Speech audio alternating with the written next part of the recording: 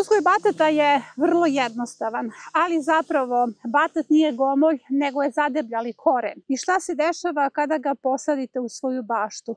Taj koren ode jako duboko i da biste izvadili plod batata, morate zaista ašovom jako dugo da kopate.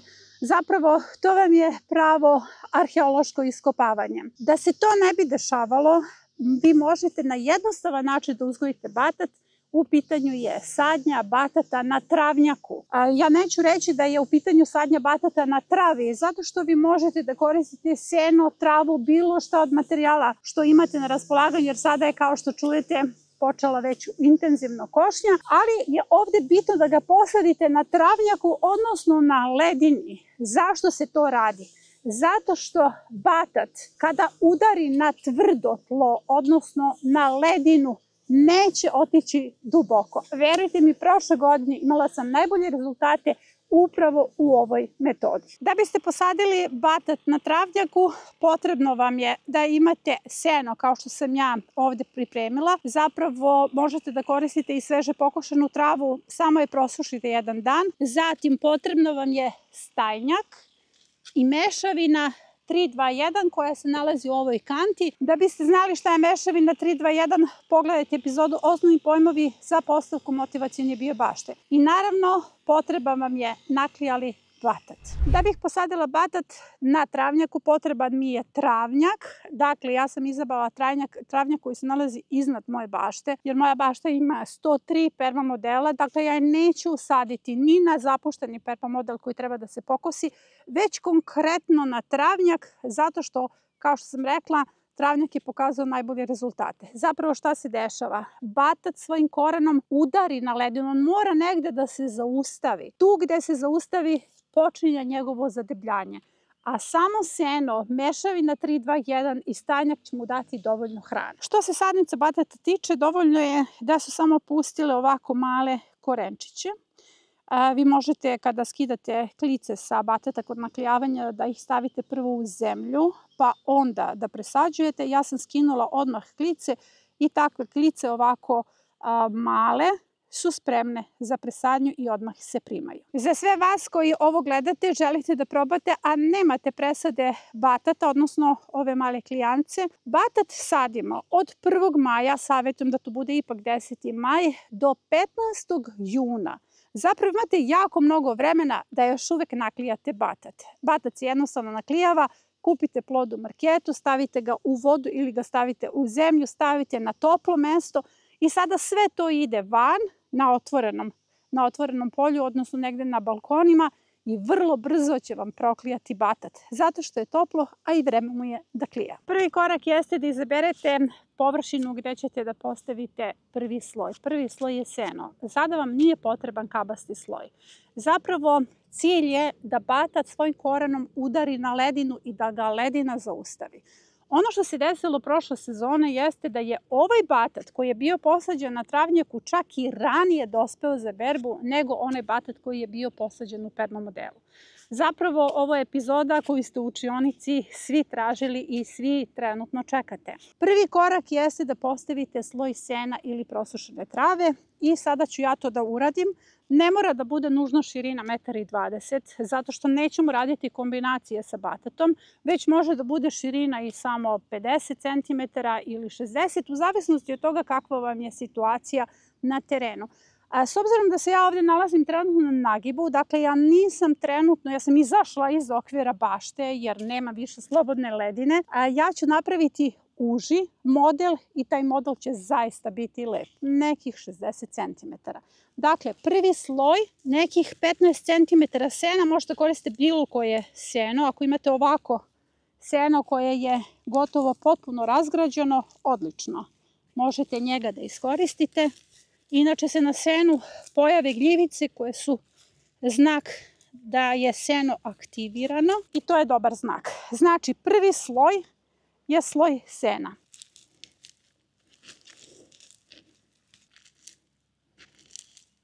I onda ga ovako oblikujete, kao što sam to ja uradila. da dobije visinu 15 cm, nemojte samo da bacite seno. Kao što vidite, ja sam ovdje napravila jednu traku, vi možete napraviti krugove, trouglove, možete napraviti širinu 1,20 m, nemojte da idete više od 1,20 m. Zapravo ja koristim ovaj prostor jer tu je jedna uvala i na taj način ću je batatom i ukrasiti. Sada preko ovoga ide stajnjak. Ja sam već pripremila stajnjak, imam ovčji stajnjak i ova gajba će mi biti sasvim dovoljna. Zapravo je sam batat vrlo zahtevan, prva kategorija plodoreda i potrebno je dobro nahraniti ovaj sistem na travnjaku. Ukoliko nemate sam stajnjak, onda ćete koristiti granulirani stajnjak i sada ću vam kazati dozu. 3 lopate bilo kog stajnjaka su vam potrebne na metar dužni ovog sistema, 1,20 m širine, a 4 šake granuliranog stajnjaka na istu širinu. Dakle, ovo je upola manja širina, dakle treba će mi upola manja količina. Dakle, ja sam sada stavila stajnjak i ponovit ću. Ja radim upola uži model na travi, tako da mi treba manja količina stajnjaka. I zaista svima dajem školske mere, ako je 1,20 m širine, rekla sam vam malo pre školske mere za stavljanje stajnjaka ili granuliranog đubriva, zato što ćete vi u odnosu na to da dozirate sebi, u odnosu na to kolika vam je širina ovog sistema. Zapravo moram da kažem da te preporučene količine služe kako biste vi štedeli svoje resurse. Vi ne možete da pogrešite ako stavite više stajnjaka. Sada ću preko ovoga da stavim još jedan sloj sena, 10 cm sena i onda smo spremni za gnezda. Sada ću postaviti ovo seno i daću vam savete upravo o senu. Ako je plesnivo seno, to je idealno. Ako se na senu nalaze ovakve gljivice, to je idealno, seno je aktivno. Ako je suvo seno, morat ćete kompletan sistem da zalijete aktivatorom.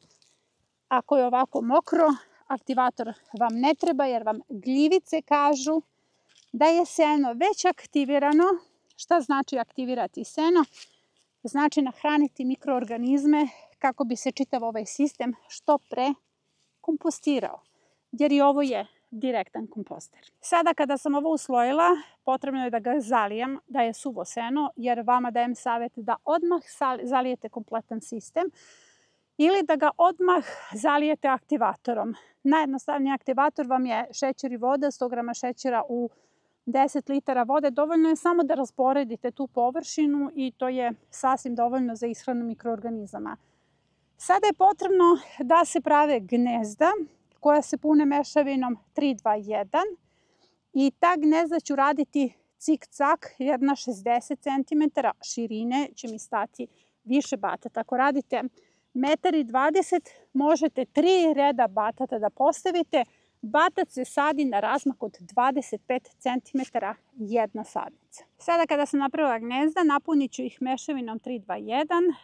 Ja ću vas podsjetiti da je to mešavina zemlja, kompost, đubrivo. I upućujem vas na tu epizodu zato što ja tu dajem alternative za sve vas koji recimo nemate ili jedan od tih elemenata ili nemate kompost, nemate stajnjak, imate granulirani stajnjak, zato je važno da pogledate tu epizodu, da se sada ne bih ponavljala jer bi ova epizoda predugo trajala. Dakle, sada ova gnezda samo napunim sa 2 šake mešavine. Sada je potrebno da zalijete vodom sva ova napunjena gnezda i onda su spremna za sadnju batata. Sada idemo na sadnju.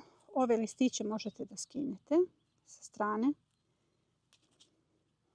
Ovo su dovoljni korenčići i naravno ubacuje se do te dubine.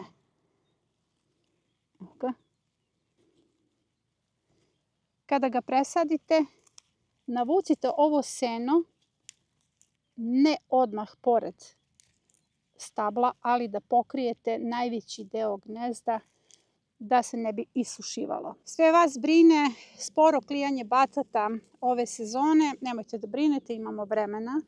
Još uvek, možda će neki batat tek sada proklijati kada bude jako toplo. A onda čitav batat sa koga skinete sadnice stavljate u neki deo bašte jer on će vam davati puno listova. I od ploda batata i od listova pravimo različita jela, ali pre svega vrhunsku kozmetiku, pre svega od listova batata. Ovo je prva sadnja batata. Zapravo ću ga posaditi još puno jer tek je krenuo da klija. I kod mene batat kasni, generalno narančasti batat kasni.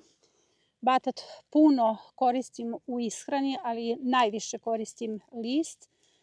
Jako je važno da proizvedete svoju hranu, ali je takođe važno i da se hranite, odnosno da se negujete kozmetikom iz vlastite bašte, jer batat, pre svega njegov list, zaista podmlađuje.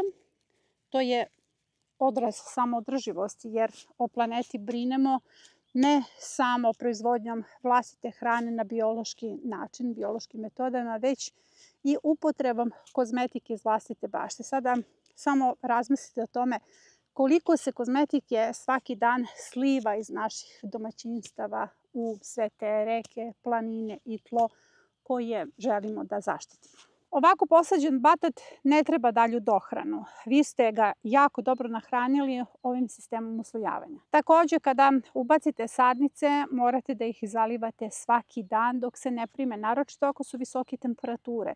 Prema tome, ne morate čitav permamod, odnosno čitav sistem na travnjaku da zalivate svaki dan, ali ova gnezda se moraju zalivati svaki dan. Zaštita od isušivanja jeste navučeno seno oko samog gnezda. Ja sam ranije posadila batat zato što sam obećala svojim baštovanima iz učionice da ću im pokazati sistem sadnje na travnjaku.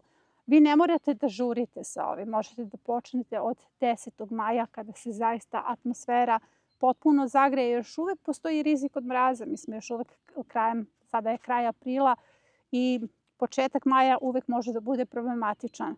Imate vremena za sve ovo. Zapravo do 15. juna se sadi batat. Kao što sam rekla na početku, i ako nemate sadnice, vi još uvek možete da ga naklijete.